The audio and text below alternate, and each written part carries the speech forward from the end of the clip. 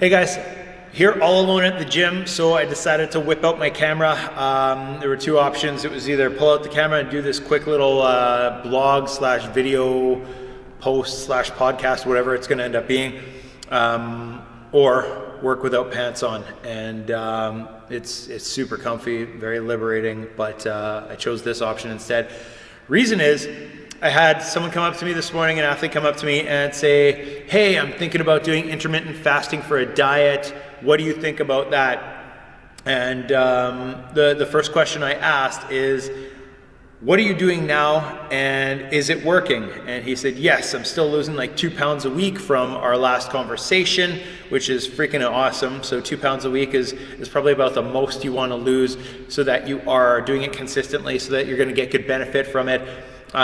Losing any more, and I know I've had clients in the past that are like, oh, well, my friend's doing herbal magic and they lost like 13 pounds in a week. It's like your friend is going to gain that back and more in no time. So they're not doing something sustainable that they're going to be able to keep up. So with that being said, keeping that in mind, losing a couple pounds a week, especially coming into the New Year's, thinking about our New Year challenge of creating good habits. 2 pounds a week is a great number. That would be the highest amount that I would want to see someone losing consistently to be able to reach a certain goal, or even just to kind of get a little bit lighter, leaner, so that it benefits their health and their athletics. But if you're doing something, the main point of this podcast, this video, is if you're doing something and it's working and it's getting you towards your goal, keep doing that thing. Don't be like, oh, there's something fucking shiny over there and I'm going to go and chase that thing right now. Do what you're doing if it's working and if it's getting you to your goal. If you feel that what you're doing, you're not seeing the results that you want, that things are maybe a little bit stagnant, and that does happen, that will happen with activity levels, with food intake, your nutrition, there's going to be a point where you end up hitting a bit of a plateau. And that's when you need to start tweaking things. So even if, this person drops down to 1 pound a week that they're losing, and they're doing it consistently, and they're doing it with eating well and having a well-balanced diet, and they're feeling like they're getting enough sleep and their energy levels are good and they're performing well at work and at home and in the gym, keep doing what you're doing. You're still getting closer to your goal, even if it's half a pound a week. It's still working. It's still getting you there. If you feel like, it's been weeks and you're weighing in on a weekly basis and things are consistent and you're not seeing any changes or any progress and you have that weight to lose, then yes, start tweaking things, change it up a little bit, but it could be just small tweaks that you need, getting things dialed in a little bit more.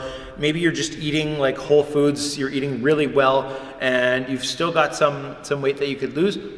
Add some tweaks so that maybe you do start losing again. Maybe it could be just weighing and measuring your food to make sure that your intake is appropriate for your level of output and your basal metabolic rate together.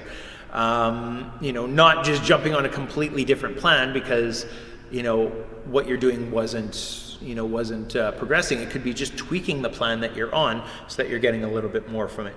Could be like in the gym here. If you're coming to classes very consistently and you're not seeing progress in very specific movements like handstand walks. We don't throw a ton of handstand walks into programming because there's a very low number of people in here that can just kick upside down and bust out handstand walks. Yes, we do have them in programming. We do have progressions.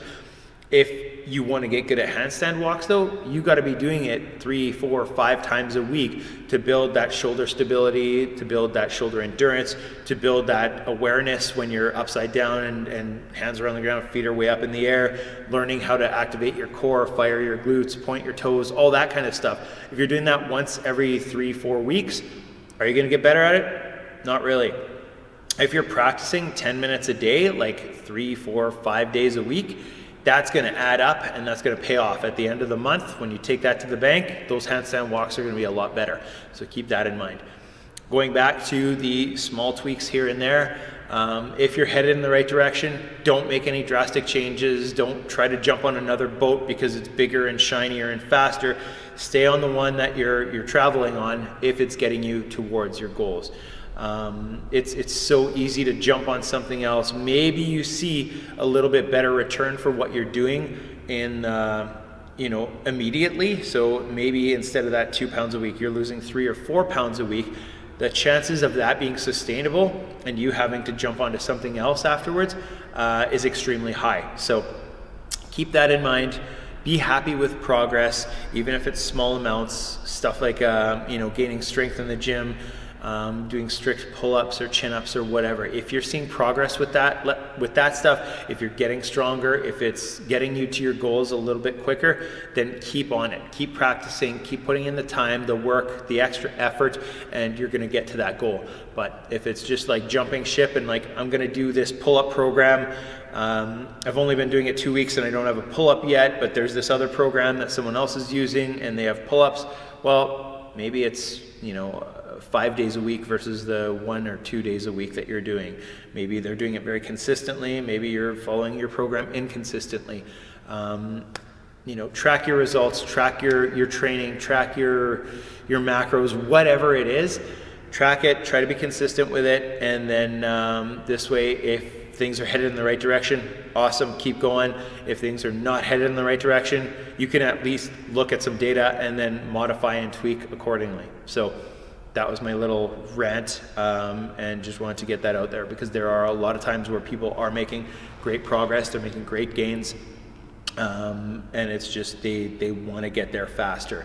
It's like if you're headed in that right direction, just keep going. There might not be a better, faster way of doing it. And if you give up on the plan that you're following to be able to like jump ship and hopefully get there faster, that ship might end up sinking like the Titanic. Okay, thanks for listening, thanks for watching, and take care everyone.